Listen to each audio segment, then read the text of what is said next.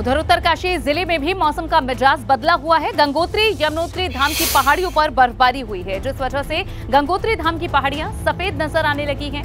बर्फबारी के चलते गंगोत्री धाम में पारा गिर गया है, जिससे ठंड बढ़ गई है।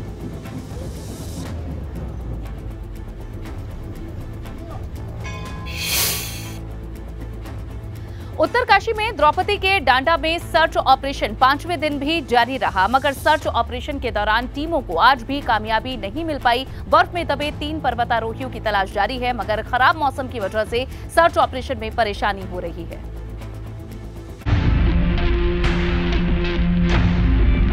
उत्तरकाशी में द्रौपदी का डांडा पर खराब मौसम सर्च ऑपरेशन में बाधा बन रहा है।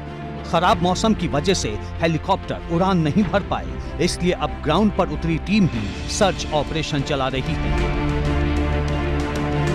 अब आपको वो तस्वीर दिखाते हैं जहां पर ये हादसा हुआ था।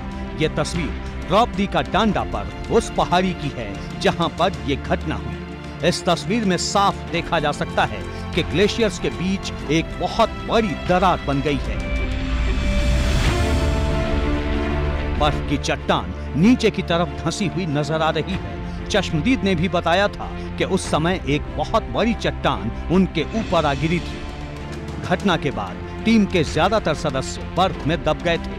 न किसी को संभलने का मौका मिला, न ही कोई किसी दूसरे की मदद कर पाया।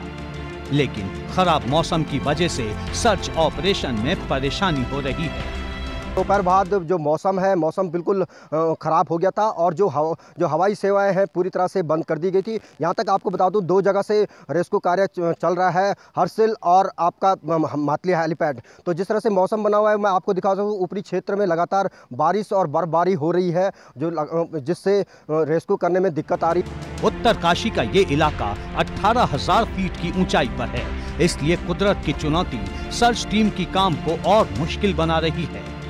अभी कुछ जो बॉडीज़ अभी रिकवर नहीं हुई हैं उनका मैनुअल रेस्क्यू भी चल रहा है, और बाकी जो हेली ट्रांसफ़र होना है बॉडीज़ का यहाँ डिस्ट्रिक्ट हेडक्वार्टर में, वो मौसम आधारित है। तो जैसे ही वह विंडो खुलेगी मौसम के हिसाब से सूटेबल होगा तो उनको भी लाने की कार्रवाई करेंगे। इन दुर्गम पहाड़ियों पर बर्फ में दबे लोगों को खोजना भी आसान काम नहीं, इसलिए एक स्पेशल टीम को कमान सौंपी गई। लेकिन खराब मौसम ने उसकी राह में भी मुश्किल खड़ी कर दी है। एबीपी गंगा के लिए उत्तरकाशी से दिग्वीर बिष्ट की रिपोर्ट। और इस बीच एक बड़ी खबर आपको दे दें, उत्तरकाशी में हाकम सिंह की अवैध संपत्ति पर कार्रवाई हुई है। राजस्व विभाग ने हाकम के भवन पर कार्रवाई की है। सरकारी जमीन पर बने हुए भवन पर बुलडोजर चला है। यहां हाकम सिंह के रिजॉर्ट समेत 3 भवन पर कार्रवाई की गई है। ये बड़ी खबर, जहां कार्रवाई की गई है अवैध संपत्ति पर, यह कार्रवाई हुई है उत्तरकाशी में हाकम सिंह की अवैध संपत्ति, जिस पर राजस्व विभाग ने भवन पर कार्रवाई की है।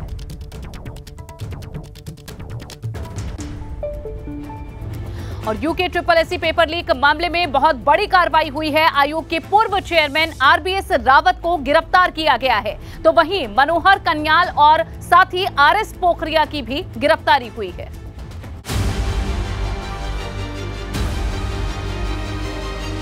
यूके SSSC पेपर लीक मामले में अब तक की सबसे बड़ी गिरफ्तारियां हुई हैं।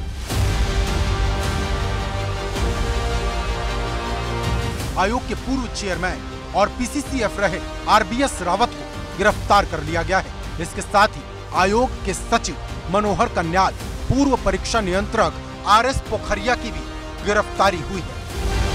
उत्तराखंड अधीनस्थ सेवा चयन आयोग पेपर लीक मामले में आयोग के पहले अध्यक्ष रहे RBS रावत, पूर्व सचिव और पूर्व परीक्षा नियंत्रक की STF ने गिरफ्तारी कर दी है। 2016 में VPDO की भर्ती धांधली मामले में लगातार जांच चल रही थी। इसके अलावा भी तमाम परीक्षाओं में जांच के चलते कई लोगों की अभी तक गिरफ्तारियां हो चुकी हैं, लेकिन इस पूरे प्रकरण में सबसे बड़ी गिरफ्तारियों में ये 3 बड़ी गिरफ्तारियां मानी जा रही हैं।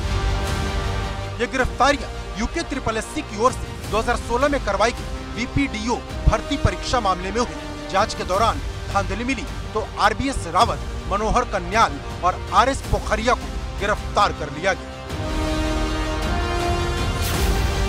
RBS रावत पूर्व PCCF रहे हैं, साथ ही तीरथ रावत सरकार में सलाहकार बनाए गए थे। भर्ती परीक्षा मामले में यह अब तक की सबसे बड़ी कार्रवाई है। 2016 के मामले में लंबे समय से जांच चल रही थी, लेकिन सीएम धामी के कड़े रुख के बाद जांच एजेंसियों ने भी तेजी दिखाई और इस धांधली के 6 साल बाद आखिरकार बहुत बड़ी कार्रवाई की गई। धामी सरकार ने इस एक्शन के बाद ये मैसेज साफ कर दिया है कि दोषी चाहे कोई भी हो, बख्शा नहीं जाएगा। अपने सहयोगी निशांत चौहान के साथ रवि कैंथुरा, एबीपी गंगा, देहरादून।